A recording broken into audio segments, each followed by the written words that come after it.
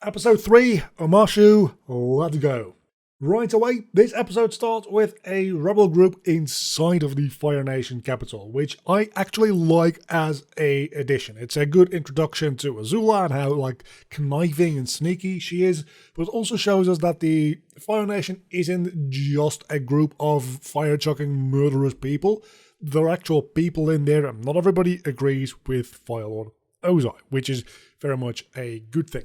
It reminds me a little bit of in the comics when Zuko takes over. There's not just a massive shift within the Fire Nation to everybody becoming good guys.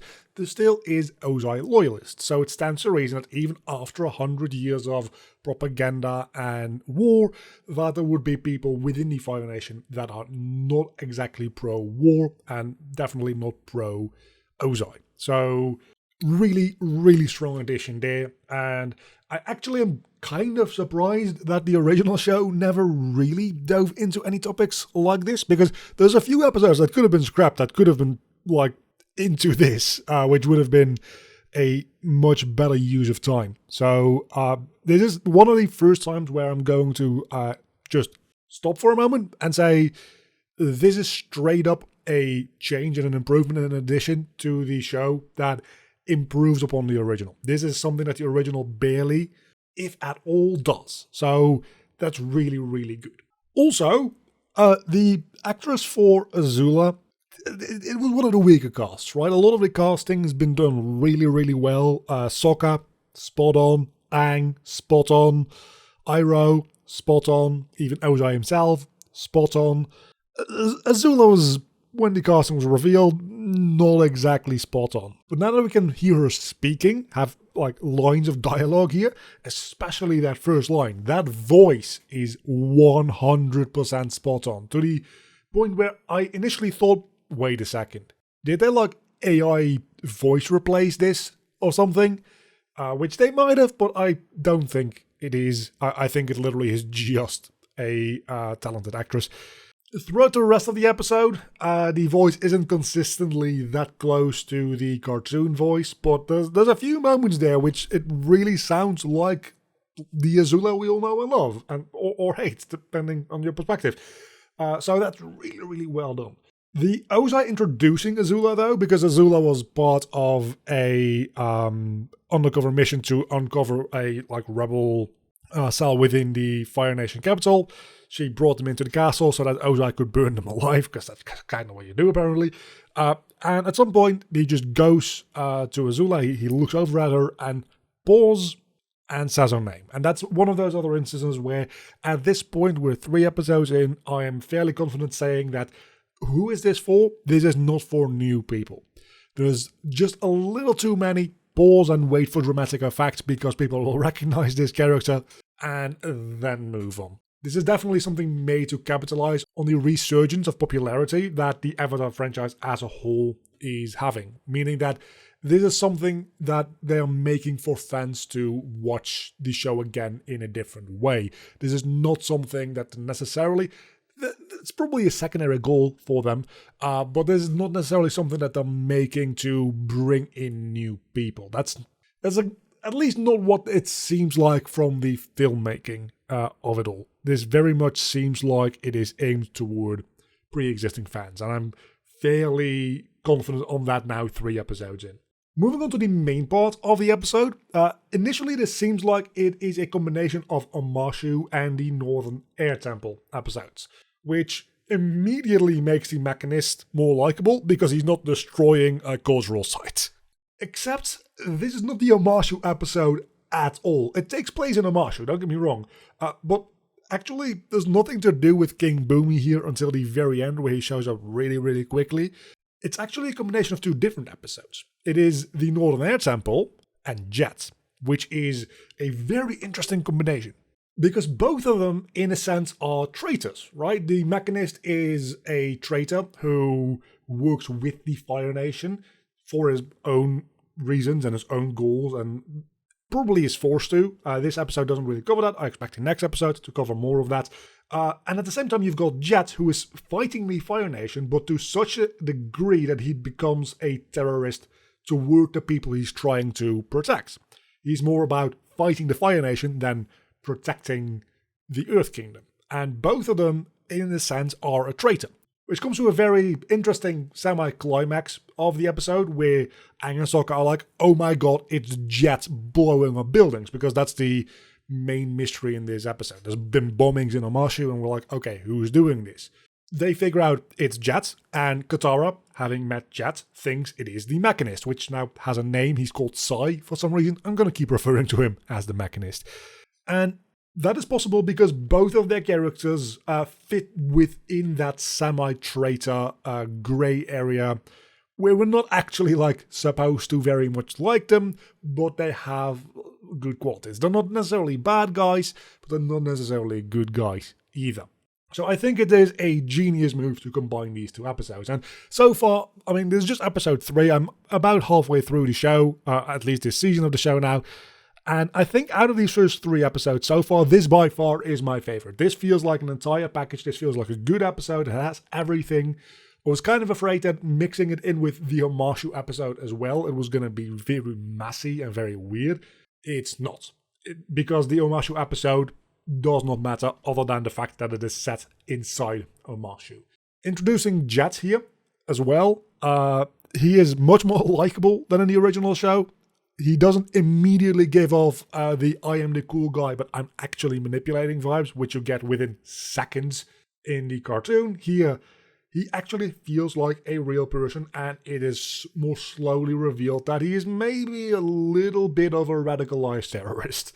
And he even helps Katara through a mental block with her bending. He shows some actual genuine emotion when talking about his parents and his backstory. All stuff that really isn't much there in the original show. So I think Jet is a massive, massive improvement. Something that is not a massive improvement is the Omashu delivering system. Because the moment you go inside Omashu, the very first thing you see is some of those slopes with the little carts that go usually down. Aang even says it in the original episode in the cartoon. Earthbending is what brings the carts up, and gravity is what brings them down. So what do we see in this? We see a cart moving up one of those slopes on its own. That's not how any of that works. What's worse, later in the episode, that is actually used as a mechanism for Sokka and Katara to go up the slopes all the way to the palace on top of Omashu. Which, again, with how Omashu is supposed to operate, the entire shape of the city is built in such a way that that is how the delivery system works, that gravity does the work.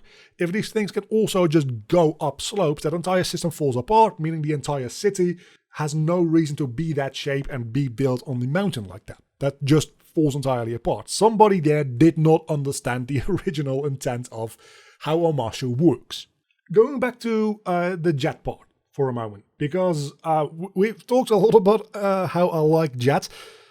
One thing that doesn't work as well about his contributions to the episode is Pipsqueak and the Duke. Usually there's a little funny gag that Pipsqueak is the big guy and the Duke is the little kid.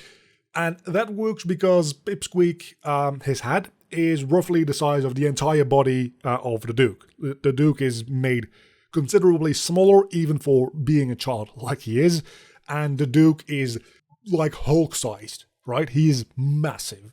And here it's just kind of it's not even an adult. It's just a big teenager and a 10-year-old kid or something. It's not even they put a 5-year-old kid there and an adult. They are very much way too close together. And Pipsqueak, if you put somebody fucking The Rock in there, right? You would probably want The Rock to play the boulder if you could get him. But if you put somebody like that in there, that joke still works. It's just a kind of tall teenager, and that makes the joke with Pipsqueak and the Duke and the names just fall flat altogether. So that's a little bit too bad. I understand what causes this issue, but that doesn't excuse the fact that now the joke doesn't work. But they also couldn't not include that, obviously. So the card between a rock and a hard place a little bit.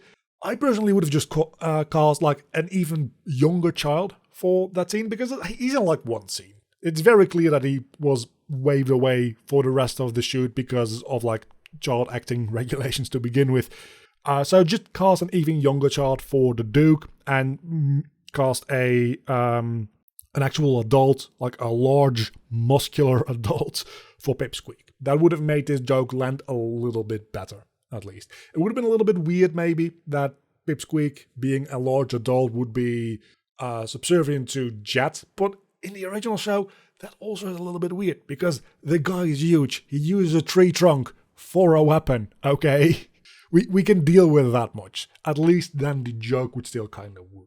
I also have a note that I really, really like one little detail here, and that is we can see Theo and Aang. Theo is the Mechanist's son, by the way, for anybody who doesn't know, flying together up the mountain on the morning draft. That's the reason that Theo can fly upward instead of only glide downward. And we can see he's literally just gliding, but Aang actually has airbending like visual effects like around him. It's very subtle, and if you don't pay a lot of attention, you might not even catch it, but I do like the fact that they bothered to go through there and make that difference.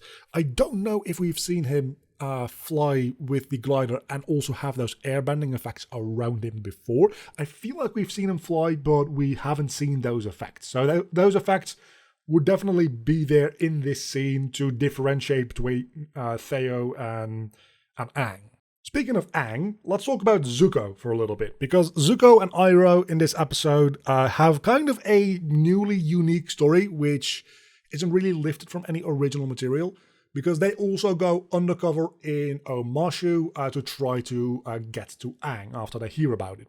And Iroh says when they find Aang, like, hey, Zuko, maybe don't use your firebending. You're in the middle of like a large Earth Kingdom city. That doesn't seem like a good idea, which is a fantastic reason to save on CGI budgets. But then the actual fight without firebending, like there's airbending still there, but without firebending, that actual fight is still really, really good. I really like that fight. It's really creative. It goes all over the place. With Aang still being able to use airbending, Zuko has to be creative and think on his feet, and the fight really works very, very well. Culminating in Zuko at some point actually firebending and setting fire to a cart full of cabbages, which was like made a big deal of. I don't really understand why. And then Iroh's like, okay, somebody's going to take the fall here for having firebenders within Omashu. So Zuko, how about you leave the fuck out of this city, and I'm going to just take the fall here, and I'm going to lead them away from you so you can escape safely. Which makes me wonder what's gonna happen, because surely Iroh is not getting captured, right? Is there gonna be a early on White Lotus thing here, where Iroh is brought up to Bumi and just let go? Is that what's gonna happen? Because we do see Iroh buying a White Lotus tile at a Paisho shop in the city. So that might be where this is going, but that would be a little cheap. So I imagine that Iroh just doesn't get captured and escapes on his own accord somehow. I don't know about that. But we also, going back real quick, I skipped over one of my notes, and this is quite an important note, because this might have big implications for this show. Azula seems to, obviously be introduced way, way, way earlier on in this show compared to the original. And I think this might hint at this show taking a different trajectory altogether? Maybe? Possibly? Potentially? Because Azula, being annoyed that she's stuck in the capital city, in the palace, and not out there being able to capture the Avatar. And she doesn't just want to capture the Avatar because she wants to capture the Avatar. She wants to capture the Avatar, so specifically Zuko can't, and she can't have him back home, because since he's been banished, she's now the next in line for the throne. So obviously she doesn't want him back. That is obviously, right? So she's now plotting to make sure that he will not capture the Avatar. And her way of doing that is to contact Commander Zhao, which to this point has not been made a admiral yet, I might add. At this point in the show, I would expect that promotion to be happening sometime soon. Maybe next episode, who knows. But she writes to him saying that, hey, if you help me out here, I will remember your good duties for the Fire Nation when I get in a position of power and that becomes relevant, which may be sooner than we think. which to me is an implication that Azula might be plotting to overthrow Ozai, which would change the entire trajectory of, like, at least the finale of the series, right? Because Ozai would be a non-issue anymore. Which means that they don't have to split up between, like, Zuko and Katara going to face Azula, and then Aang facing Ozai. I don't know how I feel about that. I actually kind of, like, if that's where they're going with this, I'm actually kind of excited for that. I'm not gonna lie. But also, I'm a little worried because on a surface level, that does seem like something that Azula would do, right? But if you go like one step deeper into her character analysis, that definitely is not something that she would do. She would definitely like arrange to have Zuko killed. That is not a question. She would do that. She prefers to do it herself. She would not kill or overthrow her father. Because her entire like persona, her entire psyche is built up of the trauma from her dad and wanting to please her dad. Like, one of the things that helps her mental collapse towards the end is, of course, the betrayal of Ty Lee and May, which also appear in this episode. I don't really care. But it's also her getting left behind to become the Fire Lord. Well, Ozai goes off to become Phoenix King, which makes Fire Lord kind of an empty title, but that's kind of the point, right? She's like, you can't do this to me. You can't treat me like Zuko, which is something that really, really hits her. She wants to have the approval of her dad, because she is, at the end of the day, she is a 14-year-old girl, right? That's what she wants. That is her big motivation for a lot of the things that she does in the end. So if they were to go with this direction where they are like, maybe Azula's going to overthrow Ozai instead, I think it would be interesting from like a, hey, let's do something new with the story perspective. But I also think that if you do that, you've missed the mark on Azula's character by quite a wide margin. But that's just my wild theory right now after episode 3. I'm gonna go ahead and guess that's not actually gonna happen. I'm open to it, but that's about it for now. So I guess next up we'll get some more answers about that Iroh thing that happened. Aang gets captured at the end of the episode by Earth Kingdom guards, and we'll get the conclusion and some more information on potentially Jet, the Mechanist, and we'll probably actually get the Boomy episode next time. So I'm, for the first time after seeing an episode, I was kind of annoyed that I had to record this, and now I have to like edit this a little bit and upload it before I can move on to the next one. So that is very much a good sign. I was worried about this show. This episode's made me significantly less worried.